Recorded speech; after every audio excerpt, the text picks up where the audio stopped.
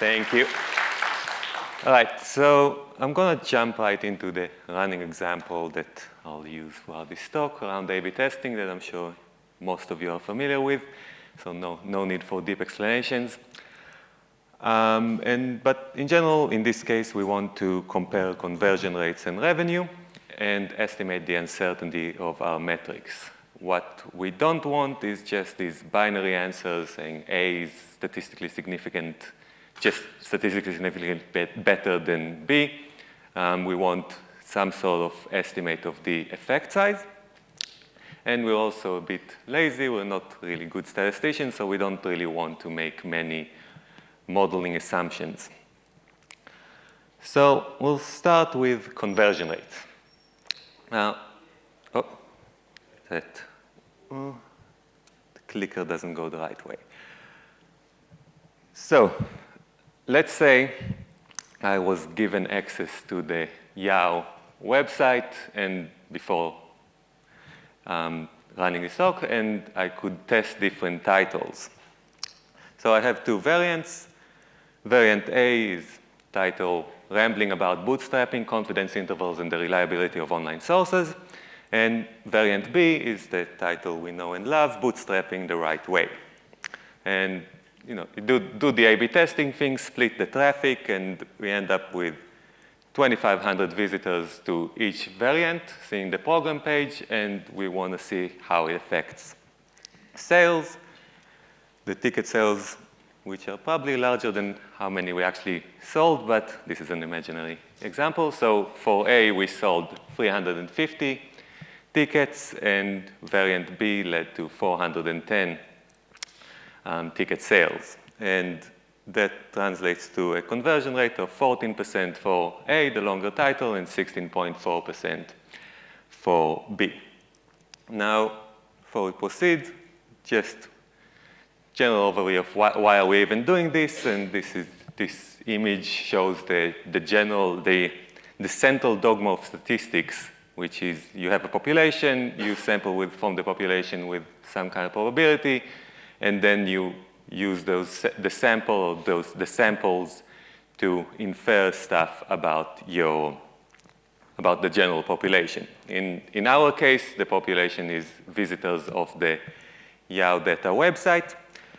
And we have two samples also sampled randomly, and we assume we don't get into the whole nitty-gritty of what Julia talked about, the first day of you don't actually have fully really random assignment and perfect experiments. Like in this case, we assume we have a perfect experiment, no selection biases, so the only thing we really worry about is sampling error, or the random variability that's a result of using a smaller sample from the population. So back to the problem of, again, we don't want just statistical significance. We want to see an estimate for the conversion rate of the uncertainty of the conversion rate. And we can just ask the internet and come across maybe the Hacker's Guide to Uncertainty Estimates, which is a pretty good and thorough blog post by Eric Bernardson. And in it, one of the things he talks about is specifically on conversions, and shows this Python one-liner for getting confidence intervals for specifically conversion rates. And this is 95% confidence interval because everyone does 95%. So if we take the numbers and throw them into this formula and plot the results, we find that the 95% confidence interval for A goes from something like 12.5% to something like 15.5%, and the confidence interval for B goes from about 15% to 18%. So we have some overlap between the confidence intervals for A and B. Now, what does this overlap actually tell us? Who here thinks that because of this overlap, the difference is statistically significant, and the difference interval includes 0? People think that? Well, okay. Yeah, people are afraid to raise their hand because it's embarrassing. But yeah, like it is a common misconception that like you plot two things side by side and show the confidence intervals, and you can just say something like say that the difference isn't statistically significant because of the difference. And if you actually look at the difference confidence interval, that is the mean of B minus the mean of A, it doesn't include 0. And we can conclude that there's the 95%, with 95% confidence that B is better than A, which also is along the lines of our intuition that short, catchy titles are better than long ones. And to get confidence intervals, in many cases, it's not just a matter of a simple formula. You need to run some simulations, which is where bootstrapping may come in. Now, before we proceed with our running example, let's talk a bit about bootstrapping confidence intervals in general. With confidence intervals can be a pretty confusing concept. So it's worth starting by figuring out what do CIs even mean. And this is the first paragraph from the Wikipedia article on confidence interval. I'll read it out quickly. So in statistics, a confidence interval, CI, is a type of interval estimate computed from the statistics of the observed data that might contain the true value of an unknown population parameter. The interval has an associated confidence level that, loosely speaking, quantifies the level of confidence that the parameters lies in the interval. More strictly speaking, the confidence level represents the frequency, i.e. the proportion, of possible confidence intervals that contain the true value of the unknown population parameter. In other words, if confidence intervals are constructed using a given confidence level from an infinite number of independent sample statistics, the proportion of those intervals that contain the true value of the parameter will be equal to the confidence level. And like once you start thinking about it, it gets pretty confusing. So let's try this again and break it up a bit. So first, interval is pretty easy to understand. We don't have a single point. We already have a range for our values. So we show that there is some uncertainty. And the confidence level basically means that higher is wider, lower is narrower. So for instance, we have 100% confidence that our parameter of interest lies between negative infinity and positive infinity, which is the widest possible interval. And in general, confidence intervals are a bit of yet another confusing frequentist concept that, similarly to statistical significance and hypothesis testing, is often misused and misunderstood. And I find personally it's better to go a bit deeper and get into Bayesian stats, but that's outside the scope of this talk. But already, like, if you're just a practitioner and you like moving away from point estimates or from binary answers and having some sense of uncertainty is already a step in the right direction. So I'm not saying don't use confidence intervals.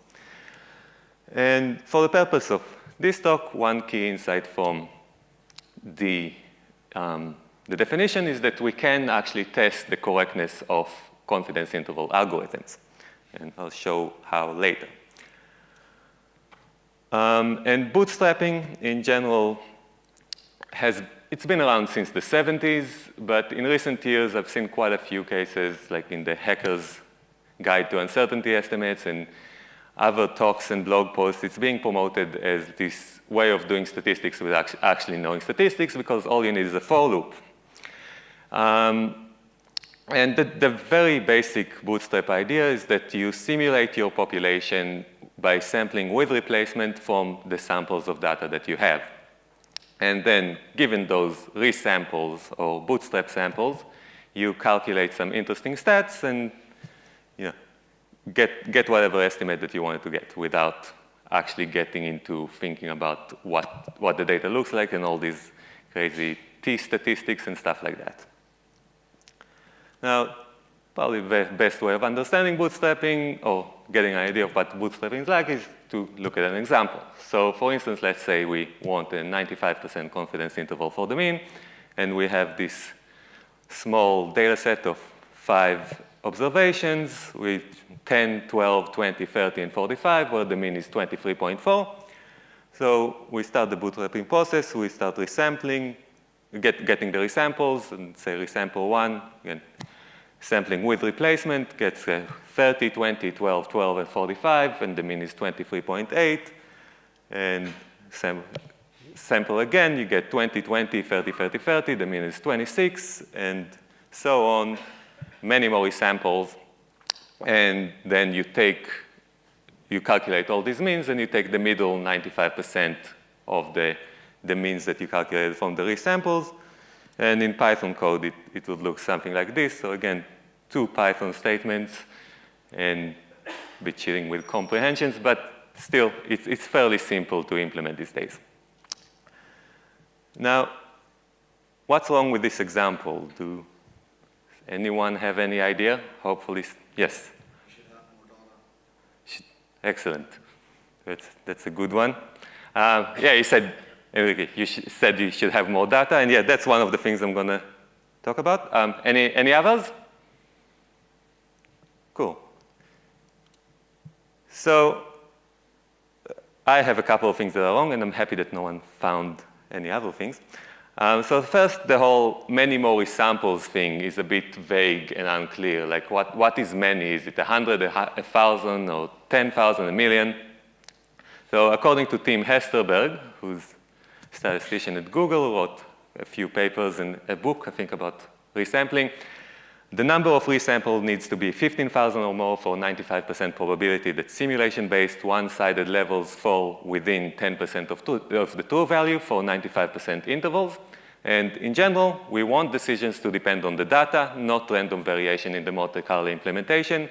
And in the Verizon project, we used 500,000 resamples, where that Verizon project was a case where it was decided whether to find the company based on the statistical model, so they didn't want any doubt that the decision is based on the data rather than on random variability in the simulation. And another thing that's wrong specifically is you see it a lot because it's simple. There is this percentile method where you take the percentile of the means.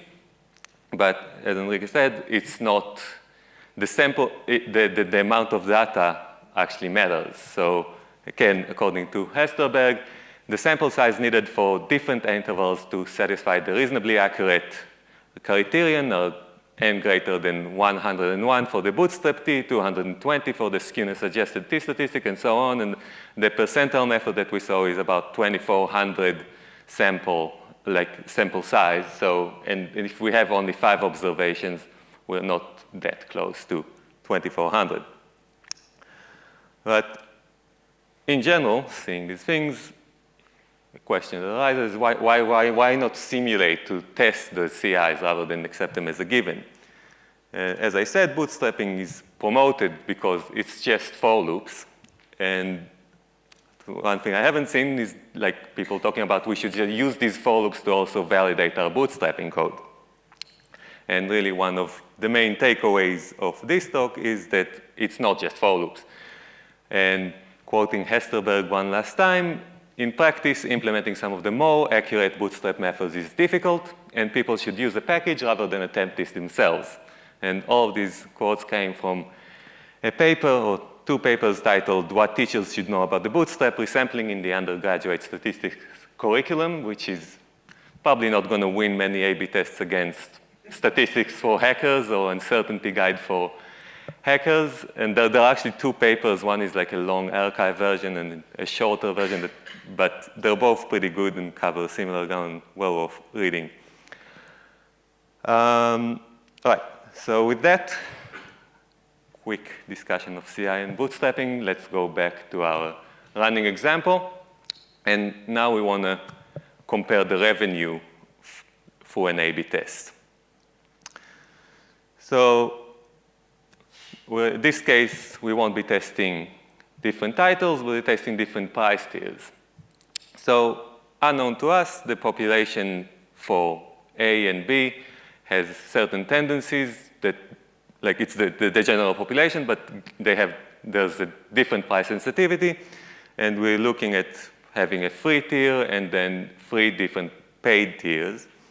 And in general, it looks something like this, where for A, about 40% of people go for the free version, which might be just watch the talks online, and then for the 3 paid tiers of $25, $50, and $100, we have a split of 30%, 20%, and 10%. And for B, we're testing just increasing all the prices, so we end up with 60% going for the free tier, and then 25%, 10%, and 5% going for the next, for the tier 1, the paid tier 1 to 3. And in general, the mean that we can't observe is for A, we get $27.5, and for B, we get $32.5. So even though more people that are exposed to the B variant end up on the free tier, we actually make more money on average from those people that do pay. And yeah, these 2 ratios are unknown, so what we actually see due to sampling error is samples of these price choices. But also, we have a few factors that affect the actual revenue that we get. Say, if we use different payment methods, they come with different commissions, and if we allow different currencies, we get different taxes and discount vouchers and so on, and if we sample from this data, we get something that looks like this, where A is the one with the cheaper tiers. So in both cases, we have a lot of people going for the free version, but then the rest are sort of around the different price tier, but rather in terms of true revenue, rather than the actual price that we set. And thinking about it this way gives us a simple path to simulate the data, which is what I use to generate that figure. And you just have your weights and prices, and then sample from a few distributions, and you get data samples. And given that we have 2 data samples, we can, and actually infinite samples of infinite size, or infinite as far as our computing power goes, we can use that approach to test different methods for computing confidence intervals. And based on the confidence interval definition, the question that we ask for a given simulation is how often is the true difference in means in the 95% confidence intervals. So I ran 1,000 simulations for each different sample size and number of resamples. And I used a Python package called Arch, which is, as far as I know, the only good bootstrapping package in Python. And these are the results I got. So there's a bit of a busy graph, but a few things going on here. So going from left to right, I looked at different sample sizes. So sample size of 100 on the left, 1,000 in the middle, and 10,000 on the right. And in each of these subplots, we have different numbers of resamples. So resamples of size 100, 100 resamples, sorry, 1,000 resamples, and 10,000 resamples. And the important thing to note is that the perfect confidence interval algorithm would match the dashed line at the top, which is the 95% confidence interval should have the true parameter, the true difference in means of $5, hit it 95% of the time, because otherwise it's either too wide or too narrow. And the only method that I tested that comes close is the studentized method. And there are 2 other methods, the percentile method that we saw before, and BCA, which is a way more sophisticated method that on this sort of data performs very similarly to percentile, which I was kind of surprised. But yeah, and the performance is sort of like when, say, if you have a sample size of 100 and you use the BCI or percentile method on this data, you would probably get an 87% confidence interval, which can be quite risky because, as we said, narrower confidence, like you get a narrower confidence interval when you want a wider one, which gives you a false sense of certainty in your data.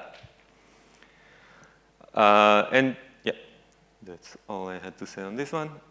No, another thing is, yeah, I found it interesting that despite what Hesterberg said, that like in some cases we do get a decline in accuracy despite even when we increase the number of resamples, and I'm not sure why, but it's like, it's this sort of weird data that I think isn't tested in simulations in general, so might be different in the general case. And another question that we may ask after A/B testing is, what about revenue over time? And we just had a very good talk on time series method. So I'm not going to get very much into it, but it is important to remember that that basic bootstrap that we saw relies on the IID assumption, that is, it assumes that the observations are independent and identically distributed. And time series data is usually not IID, any interesting time series data there is. And that's what happens when you use IID bootstrap for time series data is illustrated by this figure, where at the top we have the original series that's nice and smooth and others like that. And in the middle, we have one IID bootstrap from that looks nothing like the data. And at the bottom, we have a circular block approach that takes bootstraps blocks of data. So it does account for the dependencies across time, and it does look a bit more like our data. So just to summarize the main points in this talk, first, don't just compare single sample CIs by eye or through interval arithmetics. Second, use enough resamples. Hesterberg said 15,000 or more, but yeah, I'm not sure that it applies to everything, but I don't think anything can go wrong if you use more resamples. Third, don't just implement the percentile method yourself. Use a solid bootstrapping package, and in Python, as I said, Arch is the best one, the most feature complete, and the maintainer is actually very very receptive to feedback and very quick to implement changes. So he implemented a few things based on my feedback, and I'm sure there are probably good ones in R. Fourth, use the right bootstrap for the job. And fifth, really, if you're starting to think about your data and simulating and understand, like thinking about the process of where the data came from, which is always a good idea, you might want to consider going parametric Bayesian, which requires a bit more time investment, but it's often, you'd get better and more intuitive results than just throwing things into a black box. But regardless of whether you throw stuff into a black box or not, you should test all the things and don't just rely on something that someone said on the internet. And that's my main takeaway, Abe's words on don't believe everything you read on the internet. Especially applies to blog posts, but even like peer-reviewed papers can be misleading, and definitely applies to some conference talks, including mine. So don't just believe me. But I think you can trust, but it's always good to verify, and especially when you use methods to drive important business decisions. And with that warning out of the way, I'll plug in my blog post on the topic that has a few references for this talk. Hackers beware, bootstrap sampling may be harmful, on yanirseroussi.com. And yeah, that is all I've got today. Thank you.